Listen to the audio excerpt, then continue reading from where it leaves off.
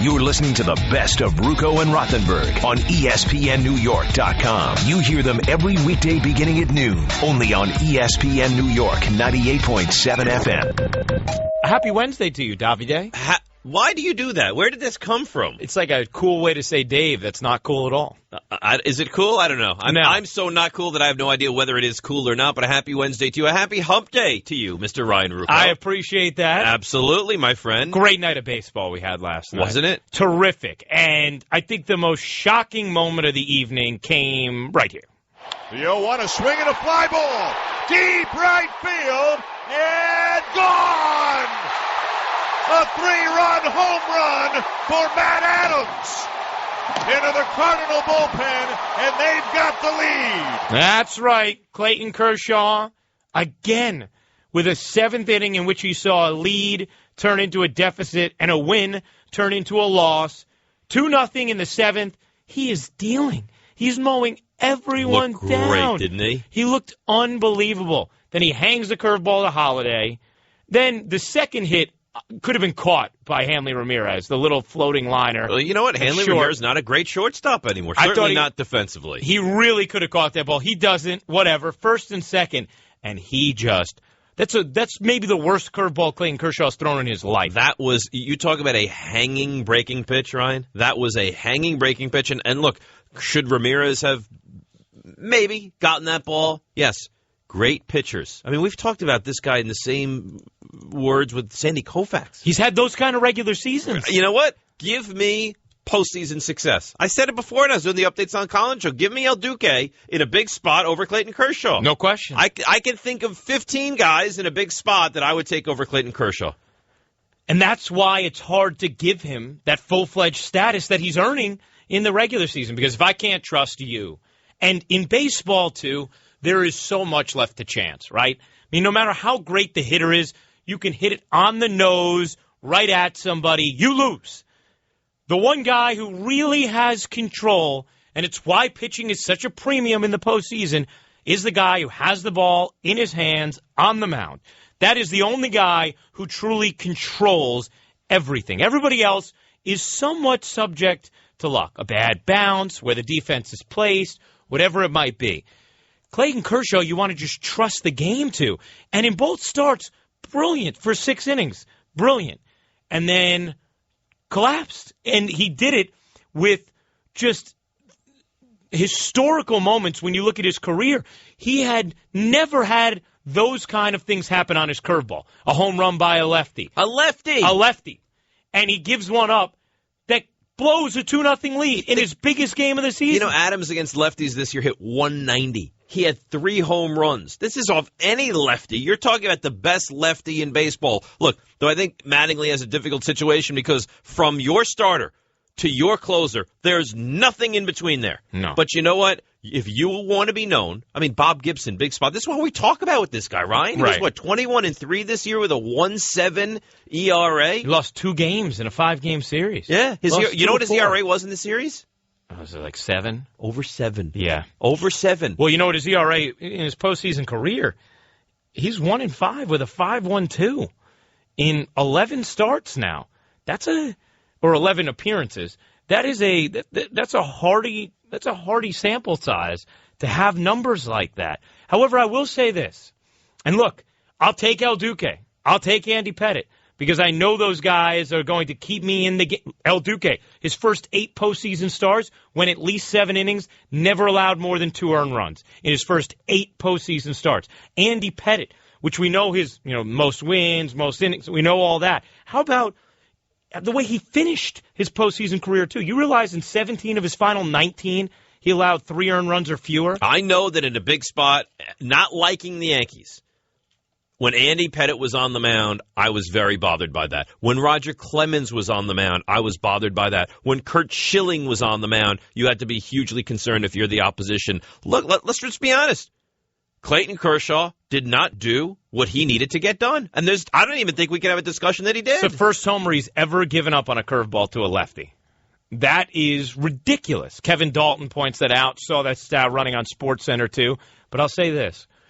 Don't paint him as the guy who never will get it done at that time. I'm not going to say never, But from what you've seen so far, and especially the guy's so good. I mean, I watched him all year long. No hitter. I mean, brilliant. Nobody can touch him. A whip of less than one. As dominant as any pitcher I've ever seen. And then this? Well, that's what's so disappointing. And when we celebrated the career of Derek Jeter, nobody celebrated it more than Dave Rothenberg. A dop of the cap to Derek Jeter. But everybody would talk about his legend and his postseason numbers. Because it's not just about elevating your game in the postseason, right? It's about making sure you're still the same player. A lot of guys are negatively affected by the postseason. Oh, absolutely. Not just because of the tension of the moment and the drama, but also because you are going up against the best competition. You know, that in itself should make it harder for you to achieve the numbers you do throughout the course of the regular season when you're facing scrubs throughout 162 at different times. But why we celebrate a guy like Derek Jeter is because as he's facing the best competition, the best pitching, and then you add in the stage and everything else. How do we even get Jeter into this conversation? My point is just because he is the guy we associate with October success. He is. Of this era, or fine, you want me to go to a Schilling or a Pettit or an El Duque? I mean, fine. Or who was Alan Craig, somebody like that, one of these guys who's had big moments you know what? consistently. Look at, and you're fine, you should go Jeter, but look like Yadier Molina. Like you talk about like he does everything. He's so good in the big spot, and I like Kershaw, but you blow a 6-run lead, and I don't need Kershaw. My point is this: I don't need him to be better than he's been in the regular season. I just need him to be the guy that he's been in the regular season. He can't, and he hasn't been. But as we've learned, and maybe he doesn't even get these chances again because we don't know. He probably will at some point, but you don't know for sure. But as we've learned, never think the narrative is totally written in stone. Because look at our recent examples, Dave. A-Rod was a postseason disaster, then a postseason hero, which was he was the main factor of 09. They won because of him in 09. No question.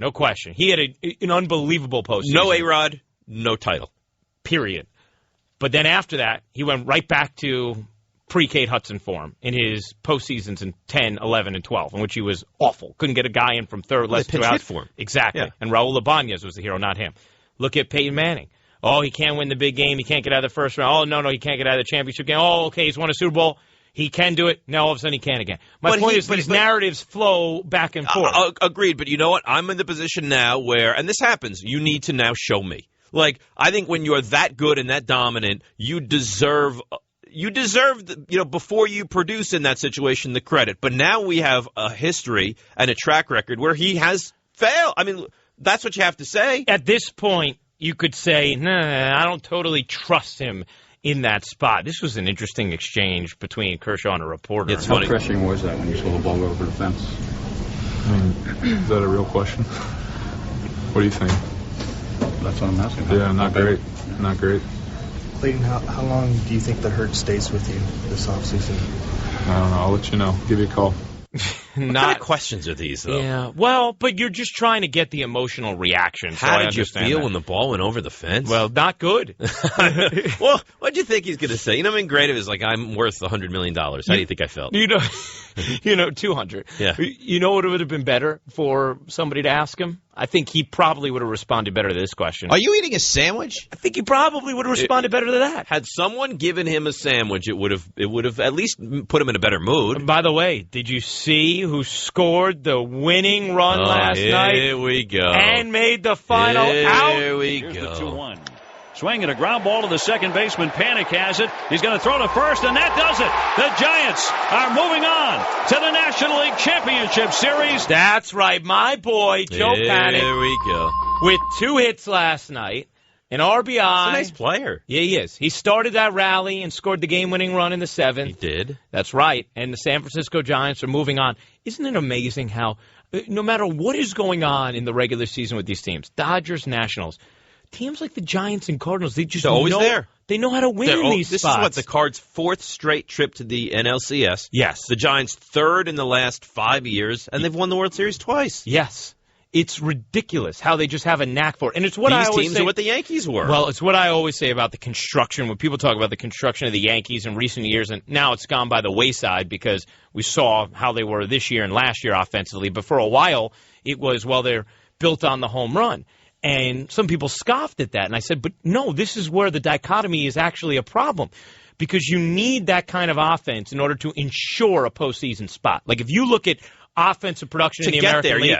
Yes. But then if you're a team that bludgeons bad pitching and relies on mistakes, you don't get as many bad pitchers. You don't get as many mistakes in the postseason. You know what you need now? Scrappers, grinders. But you know what I think really puts you over the top and separates you? Bullpen. I totally agree.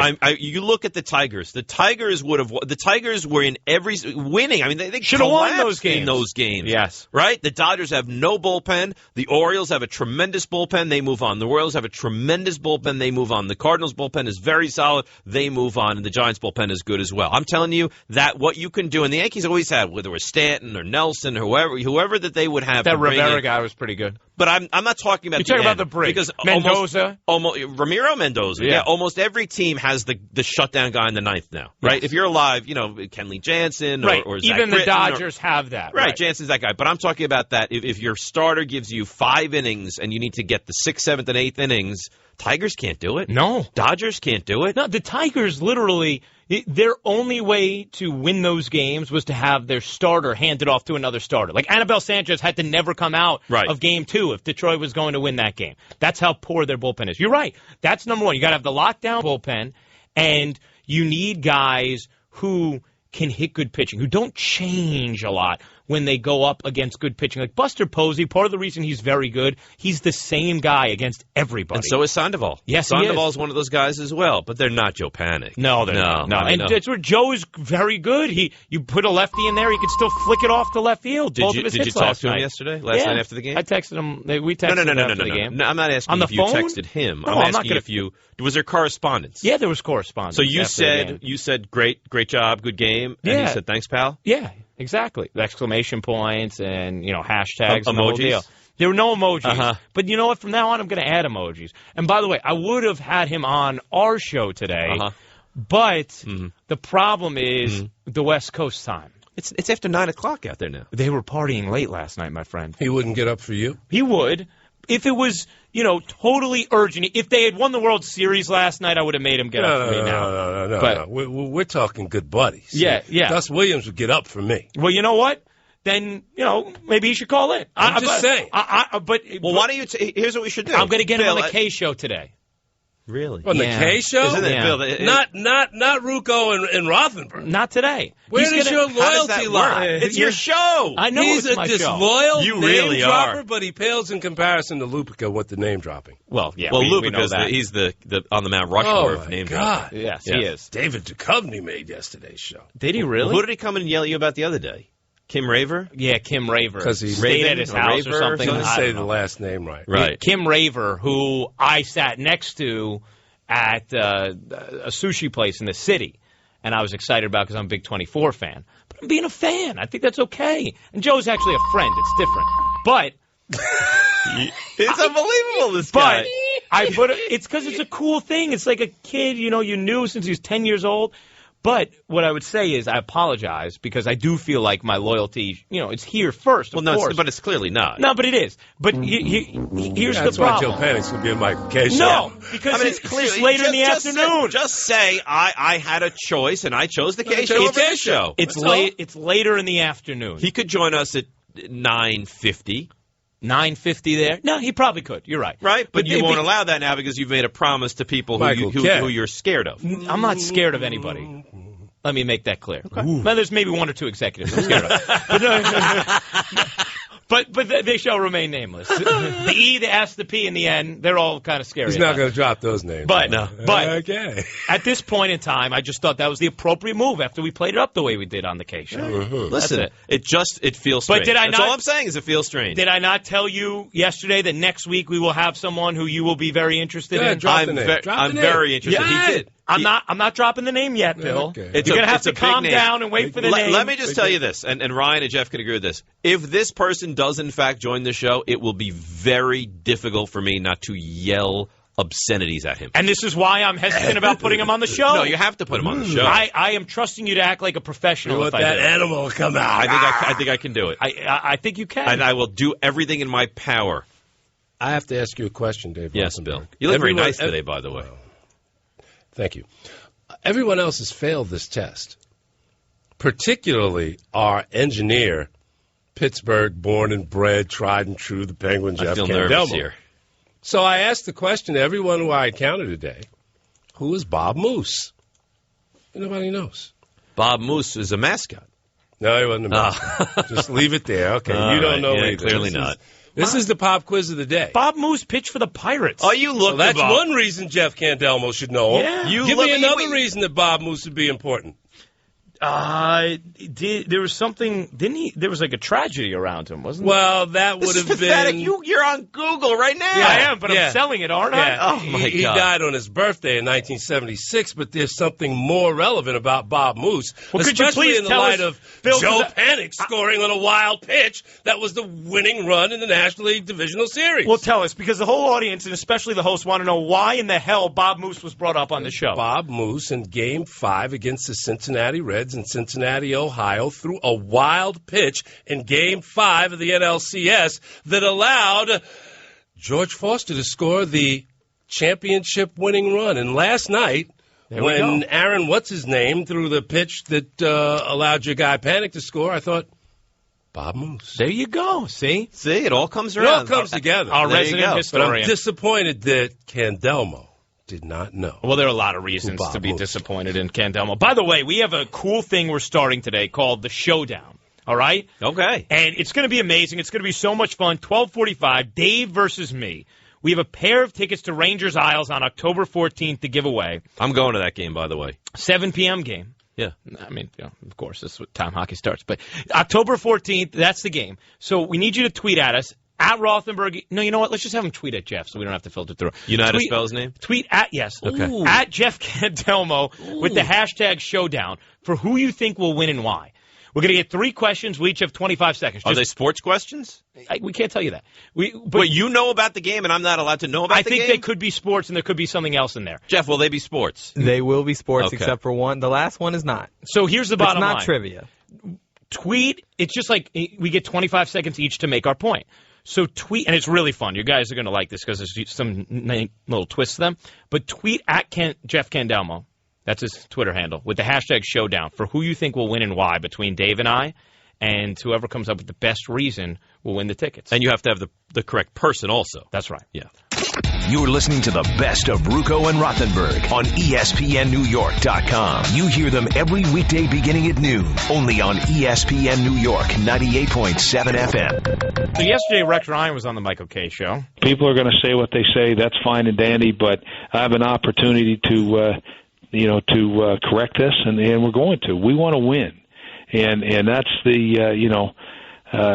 that's the way we feel is going to happen. I believe in this team. I believe in everything about this organization, and I just think it's just a matter of time before we find our way. Yeah. Well, look, You better get moving. you have to convince yourself first, right? Like, he doesn't have a choice but to succeed this year. There can be no acceptance of what's gone on. So this is how he does that. Hey, I believe in everything here. We're going to do this. You get behind it full force, and you move forward. He has to say that, Do Dave. you know what it's like at this point, though? It's like when a parent talks to a 15-year-old child. It's in one ear and out the other. I mean, do you know how many times I've heard this, Ryan? He says, I believe we're going to win. We want to win. Do you think there's a coach running around the league that doesn't want to win? No, I mean, it's not desperate to win? Yeah, nothing he says makes me think they're actually going to, because I know who they have in uniform every Sunday. And that's the problem. The problem is I think Rex is a pretty good coach. I really do. I don't think he's Jim Harbaugh, but I don't think he's Dennis Allen. But you look at the team that he's given to try and win here, and are good coaches winning with this club? No. If I was telling you you could only keep Rex or Idzik, which do you think would be better for the future of the franchise? If you had to keep I have one, to keep one, and you can only keep one, I would keep Rex. See, I would too. But I would get rid of both. You would? Yes. Really? Which won't happen. Yes.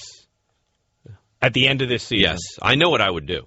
You go for Jim Harbaugh. I would go for Jim Harbaugh. Yeah. I would, if I was Woody Johnson, I would fly out to California. I would sit down with him. You know that he's not going to continue with the Niners after this year, and I would make him an offer he can't refuse. I'd say, we need you as our head coach. You bring in your own GM, and let's get this thing done. The guy, all he's done is won everywhere he's been. He started at the University of San Diego. He wins. He goes to Stanford, which is a dormant program. He wins. He goes to the Niners, who were 5-11 the year before he went there. Championship game, Super Bowl, championship game. I don't care whether players like him. I know they love Rex, and look at what they get from this. I want a guy that's going to go out there and win. And Jim Harbaugh wins. And you know what? He also is probably the kind of guy who can nudge the owner the way that he needs to in order to get what he wants. And at least during the early years, which is when I would believe Jim Harbaugh is most effective, the owner is probably going to acquiesce pretty willingly, knowing that he has this track record of incredible success in the I want NFL. a coach. I want a coach and a GM that have been there and done that. I don't want – you know what? We've tried this thing now. John Idzik, we didn't know who he was. He comes in. Let's give him a chance. Are things better now than they were when he took over the team? No, and here's my problem, and this is my concern. I literally – and maybe he'll prove me wrong. I have no problem ever admitting that I am wrong. Jerry Reese has done it a couple of times throughout his tenure. So has Coughlin's been on the hot seat numerous times, and he comes out swinging and finds a way to get it done. Absolutely. And that's why those guys have earned the benefit of the doubt at this point in their careers. John Idzik hasn't done that. And I would say at this moment, what's most concerning to me is I don't have faith in his ability to put it together moving forward. Forget this year, all right? This year, in all likelihood, is going to be a wash. It's going to be a wasted year because you're probably going to be 1-6, and you're probably going to miss the playoffs. They're going to win what? What realistically? Are they going to get 5 to or 6 7 games? Right? So they're going to have a sub-500 year. Yep. It's going to be the 4th consecutive year of missing the postseason. And by the way, you're better off going 2-14. I always say that. Yes. But I would agree. But then you're not going to have – my problem is you go 2-14 and then not have faith in their ability to put it together right moving forward. There's also 2-14, like the Jags will probably go 2-14. But you look at them knowing they're a bad football team and thinking at least they're putting the pieces in place to be good in a couple of years. We were all under the assumption the Jets were going to be, if not 8, maybe 9, knocking on the door of the postseason. So I think it matters what your expectations are coming into the season. And the Jets have severely underwhelmed us with what we thought to where we are. Ruocco and Rothenberg with you on ESPN New York 98.7 FM. This was odd, too. Rex taking shots. And if Herm Edwards gets to coach another team again, then he can do exactly what he wants. But, I'm going to run this team the way I see fit, not how Steve Young sees fit, not how Herm Edwards. No offense, but I don't care to be compared to him anyway. Now, that was in response to Herm and Steve Young saying they would bench Geno. Right, exactly. I don't have a problem with that. Do you have a problem with that? No, I actually kind of liked it because it sounded like Rex as Rex, the Rex we know. You know what? It's true. They can say what they want, and he can say what he wants, and that's fine. It doesn't bother me. What bothers me is, and this is the crux of it, we're all looking for stories, and, did he miss the meeting? Did he go to a movie? Did he do whatever? Does Rex not have this team? Why did Idzik do the problem is, they're just not good. Right. And that's the bottom line. You look at the Jets, and they're just not a good football team. 1-800-919-3776, the telephone number on the Maserati of Morris County hotline. 1-800-919-3776. We'll get Jerome Bettis' thoughts on how this organization picks itself up off the map, plus whether or not the Giants are just good and perhaps making a play for that NFC East title.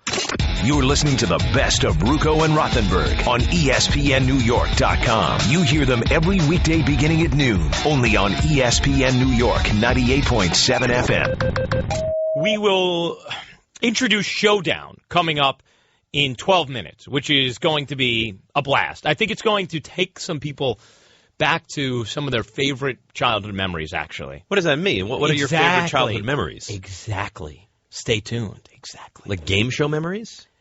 We'll see. What's your favorite game show? I don't know if you call it a game show. Whose Line Is It Anyway? Would you call that a game show? No.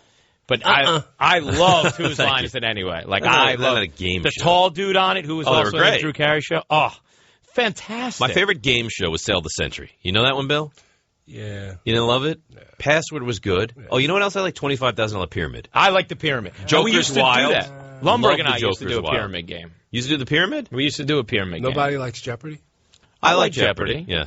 They're all together now. That's yeah, very good. I do. I like Jeopardy. No, you know what? I'd say Wheel of Fortune, man. I always liked Wheel of Fortune. I'd watch it with my mom. It's nostalgic for me. Vanna White does not age. It's amazing. Yes, she does. No, she does not. She looks terrific. How long has that show been Go going back, on? look at some tapes from 10 years ago. You'll see it. All right, here's a great question. Come on. You will know it. All right. You will not. Go ahead. Wait, you got to tell the radio listeners who the two U's are. That's why I that like you just him, pointed because at. He says, you got to listen to the radio. Yeah. Go ahead. All right. Bill will know it. Thank you. Ryan, you will not. Okay. And it's not because I don't think you're intelligent. This is just not something you will I'm know. just Jeff old, has no that's chance all. of getting I'm this. old, that's So let's what it give is. give Ryan a chance, Jeff a chance, great. and then Bill can clean it up. Okay. What one-time NFLer hosted the Wheel of Fortune? Got it. Really? Number 6. You know it? One-time NFLer? Yes. San Hosted? Diego Yes. Supercharger. Who Jeff? No idea, right? He doesn't know absolutely Bob no Loomis. He's idea. checked out today. What do you got, Mr. Daughtry? Place kicker Rolf Bernerschka. Rolf Benershka. No, come on. Did What? you really think I had a shot to answer that correctly? Well, I said you weren't going to get it. You're just trying to embarrass me No, in front Pat of our audience. Sajak hosted it. Right. Then Benershka took over. Right. Then it went back to Pat Sajak. Well, Did you know, and I mean this with the recent passing of the great Don Pardo, did you know that on the original Daytime Jeopardy with Art Fleming, Don Pardo was the booth announcer? How about that? see? I used to watch that every day when I came home from what is now called middle school. We called it junior high school. Oh, that's right. Came Yeah. home for lunch. I called like You went home for lunch? Yeah, And then went Jeopardy. back? Yeah, watch Jeopardy. That is odd. That is really strange. Ruocco and Rothenberg with you, We Bill used to walk Daughtry to school. on ESPN New York, 98.7 FM. Matt in Fair Lawn, New Jersey. Matt, you're on the Maserati of Morris County hotline.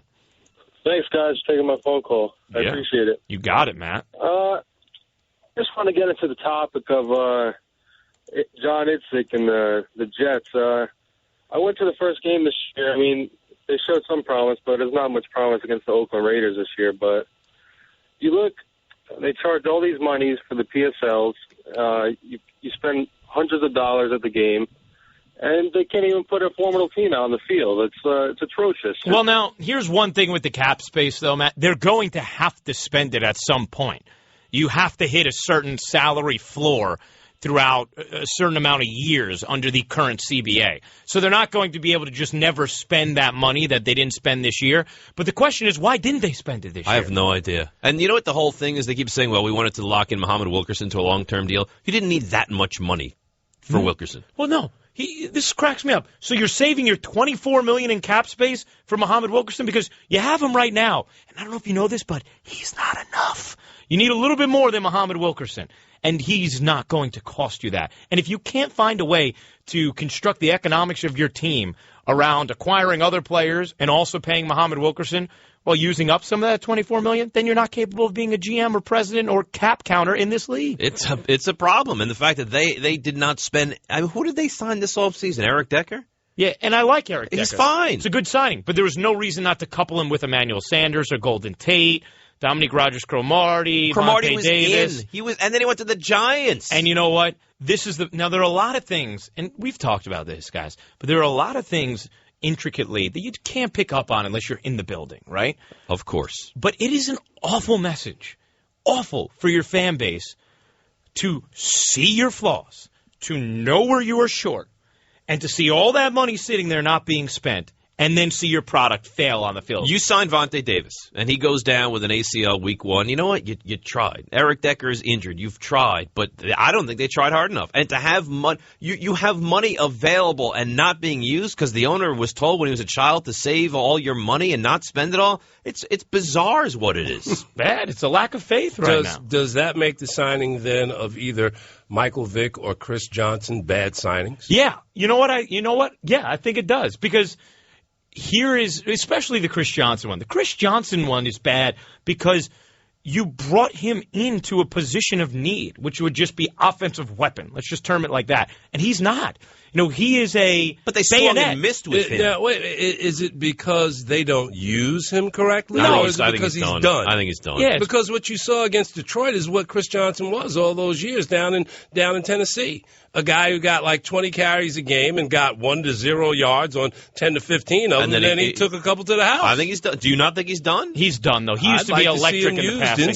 space. I think Ivory's clearly the better running back. The tackles, he's a goal line guy. But you know what? I would rather just see them pound the ball with Ivory. I agree. I would like to give the ball to Ivory 27 times a game. Well, first thing, here's the flaw in everybody's argument when it comes to a running game. Last time I checked, all the rules in the NFL are changed so you can achieve the passing game. Right. It's not about running the football anymore. And that's something I've said all the time, Bill and Ryan, and it's, you know what? This is a passing league. Everybody knows this is a passing league, and the Jets are the one team that refuses to get on board with this, and let's do it. So we're going to put on a quarterback who's, we want to build around ground and pound. They won't even accept the fact that this is a passing league and try and move in that direction. Which is a problem. Graham in Norwalk, Connecticut. Graham, you're on the Maserati of Morris County hotline. Hey, guys. How you doing this afternoon? What's up, Graham? This is what I think. I don't agree with the philosophy, but I believe John Idzik's philosophy was that this is really the first year of rebuilding. And he didn't want to blow the whole wad in the first year. What was last year? Well, he didn't have any cap space last year. This is his first year of cap space. So he didn't want to blow it all in the first year. He didn't want to get stuck with contracts that when next year comes are really, holding them back from getting even better players than what were available this year. I don't exactly agree with it because the NFL, you could put together a really good team really quickly. And there were Darrelle Revis. I mean, let me ask you guys, you know more than me. If they signed him for 1 year, $13 million over the Patriots, would they have to re-sign him next year? Why would they have to re-sign him? No. So that's the part I don't get about it. I don't agree with the philosophy, but I think that's what his philosophy is. Well, you know what? Here's the problem, though, Graham. If he was drafting well as that was happening, it'd be easier to stomach and trust. But he cut a fourth-round player at a position of need. Jalen Saunders, who got released last week. It's the highest pick from this draft not to be on a team right now. Exactly. That's a problem. I could go to town on the way you said player, but I won't. You should. It was I will not. I will not do that to you. Ooh. You just kind of did, though. But not really. Vicious. I pointed out there was an issue, but I didn't go right for the heart of it. Kind of like out of my mouth. It's just like it kind of dribbled out. It did. It dribbled out. It was not attractive. Meanwhile, the odds for the Giants and their Super Bowl chances have changed, Dave. Just came out. Bovada has changed them to 33-1. Ralph Acciano just tweeted that. And they started the year, 80? Something like that. How about that, huh? Yeah, right? You're sold on the Giants, or you need to see more? I think they're good. I think they're good. I cannot tell you definitively yet if they're better than the other two teams in the division. Because what worries me about Dallas is that offensive line is terrific. Massive. Terrific. And if Tony Romo has time to throw with those weapons, he's going to find somebody. So I need to see that the Giants can get some kind of pressure on him against that offensive line. The Eagles have not impressed me up until this point. Well, they score all these weird touchdowns. And it's not like they traditionally put points on the board. It's defense, it's kick returns, it's special teams. And we've had some teams in recent years do that and be okay on the defensive side of the ball as a result. Like Green Bay and New Orleans in their years they won the Super Bowls back-to-back, they both kind of had defenses that did that weren't so stout but came up with these return touchdowns, although with the Eagles it's been very much special teams as well. But I need to see more 4 or 5 weeks of it before I think that's something you can count on for the Eagles. Right now, though, if you were going to handicap, who do you think the favorite, second, and third to win the NFC East? How would you put it? Eagles, Giants, Cowboys. You would? Yes. I think I probably would too. I think that the Giants are going to finish with at least 10 wins, though. Well, then they'll make the postseason. I think they will. I've told you before the season I thought they would. I also thugh the Jets would, though. So yeah, so you're going to – I mean, it looks like one is leading in the right direction, one is going in the wrong direction. If the Giants win the Super Bowl, what would you like? What would I like? I will get you something. Really? Oh, yes. Because I will be so happy that I will want to get you something. Is this what you do? If something like great happens in your life, you just buy people presents? I would buy you a big present. Or would this be because I was the first person to tell you the Giants were going to be good when you were very bleak about them? Whatever you want to believe. Okay. Yeah. I like to think about this. How about like a watch? That would be great. Yeah. I would love that. I would do that. I love watches. Yeah, I could tell. Yeah. You seem like the watch kind of guy. Yeah. All right. He's got a big watch on now. He always got a big watch on. Flavor Flav is missing his necklace. He needs to know what time it is. That's right. That provides the time. It does. Ruocco and Rothenberg with you on ESPN New York 98.7 FM. The Showdown. You really don't want to miss this. Trust me, it is going to be a blast. You guys have sent great tweets into @JeffCandelmo with who you think is going to win. Dave and I will each have 25 seconds to answer 3 different questions. And whoever, answers more to the liking of the judge, Jeff Candelmo. So it's one judge One judge. Was it like a jury? No, it's Jeff Candelmo. He is the judge. He is the judge. By the way, people are tweeting me, how do I find him on Twitter? It's at JEFFCANDELMO. Glad you have confidence in that. Judge Candelmo. Well, because I know how to spell someone's name. That's that right. I've worked with for years. You're listening to the best of Ruocco and Rothenberg on ESPNNewYork.com. You hear them every weekday beginning at noon, only on ESPN New York 98.7 FM. Oh, total trouble. Jimmy Johnson, I believe. Around, headed for the inside wall. Right side, all beaten up on the 88 car. Joey Logano wins it at Kansas. The contender round. 12 nations battle it out. 3 races. Kansas, Charlotte, Talladega. We're talking chase for the NASCAR Sprint Cup. Fate and skill will decide who moves forward. 4 will be eliminated. 8 will advance. The second race in the contender round. 12 nations battle, 8 advance. The Bank of America 500 at Charlotte. Saturday at 7 Eastern, 4 Pacific on ABC. Showdown on Ruocco and Rothenberg. You ain't first, you're last. 25 seconds. Best take wins. Or you think you're better than me? That is correct. Let's get it on. You got that, Dave? I'm with you. The open was good. 25 seconds. Best take wins for you and I. Here we go with the first pregunta. Has Clayton Kershaw's record in the postseason now forever tarnished his legacy? Rothenberg, go! No, it is not tarnished. It is hurt. You look at Clayton Kershaw moving forward, and he's not the same guy next year in the regular season. You could go 80-0 in the regular season, and it won't matter. But what has to happen is when we get the Dodgers in the postseason next year, he absolutely, unequivocally has to turn this thing around. It is tarnished. Right now, it is not forever ruined. Boom. Winner. You finished in time. That's right. That's what I do. You want to hear it, Enzo? Sure.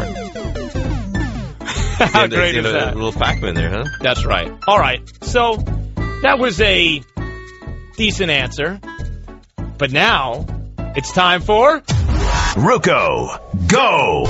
Look, it's not forever tarnished. We have too many examples right in front of us of guys who have failed in the postseason and responded and totally changed their legacies and then gone back again. Peyton Manning and Alex Rodriguez being 2 of them. Clayton Kershaw will show us the road to perseverance, and we will once again celebrate his regular seasons as they should be amongst the greatest pitchers of all time once he does get to the promised land. Point Ruocco. Wait, what the heck was that? Yes. Where did that come from? That's right. Jeff's the judge. He gave me the point on that. I'm up 1-0. That's right. I am up 1-0. I want this to go to the league office. This is under protest already. You still got another question? So I got to get the next 2 to win. Are you enjoying the nostalgia of old school video games? I am, but now I feel pressure, so I'm not as much as I might have been. Okay. If I had gotten that question correct, or won in the eyes of the genius that is Jeff Candelmo, then maybe I'd feel better right now about the music and about the sound effects than I do. I love the video game music because this is like for everybody. You know, this is when if you were playing. All right, Super can we play? Nintendo. Okay, all right, here we go. Go Ready? back to when I was 11. I want to try and get the next one right. Let's hope you can at the age of 41. Here we go. Rex Ryan showed signs of the old Rex when he joined the Michael Kay Show yesterday. Are you happy to see that? Ruocco, go! I am happy to see that because the only way this team, with its dearth of talent, is going to be able to perform at a level in which they win games is for them to have an absolutely unfounded belief in themselves. And that's the one thing that Rex Ryan usually is able to maintain, instilling a confidence in his team that belies their ability. And yesterday we saw the personality that goes along with instilling that confidence. Now, you have to outdo that in order to keep this alive for Don't the you third worry. question. Don't you worry. All right? Yeah? Rothenberg, go! Yeah, I should be all excited because Rex Ryan says that we have to win games. Oh, my goodness, our team, we have to win. We need to come back. What matters is doing it on the field. The fact that he says the right thing on a radio talk show, that's lovely. You know what? Go out on Sunday and produce a little bit of something for somebody and win a game. No, I don't care if Rex is Mother Teresa. I don't care if he's the Pope. I don't care who he is. Whatever he says means nothing unless he produces the win. Point Rothenberg. That's right, baby. No. Oh, it's brilliant. There's no I'm chance. unbelievable. There is no chance. I think Jeff just wanted to set up a rubber game. No, it's not. It's a rubber match. Yeah, all right. Okay. Rubber match or No, rubber I think game? you're right also. What are you jumping me on that for? Well, because I'm very adamant. I'm very fired up to try and win here. All right. So yes. So you're ready for the third and final question? Tell me the truth. Do you feel at all nervous? Yeah. Yes, I do. Do you? That's good. Like, I actually, not even just saying it for radio. Like, Jeff, let me ask you this, and we can recap and rehash and play Monday Morning Quarterback in a moment. Was the first one close, me beating Ruocco? It was tough. It was. And was the second one close to Ruocco beating me? You were better on the second one. Really? So I had a larger distance of win on number 2 than you did on number 1. You have to go back and listen. You're out of your mind. The standard deviation was greater. Oh, my gosh. The judge, I like the judge after question 1. Now I'm not so sure about him. We might have to make Gigi the judge instead. She works on our show, too, you know. All right, here we go. Ready for the final question? I'm ready. Hey, Dave and Ryan, is it ever acceptable to miss a sporting event so you can go on a date? Rothenberg, go! No, you can never miss a sporting event. Now, it depends what we're talking about, sporting event. Like baseball game 94, sure. But a postseason game, a regular season football game, whoever asked this question, it's preposterous. No, your priorities have to be clearly in order. It is sports number 1. Life in general comes way after that. I will win this because I am right. No matter what he says, can't hold a candle to that bit of genius. And my time is really good, too. Is it? If you say so, sir.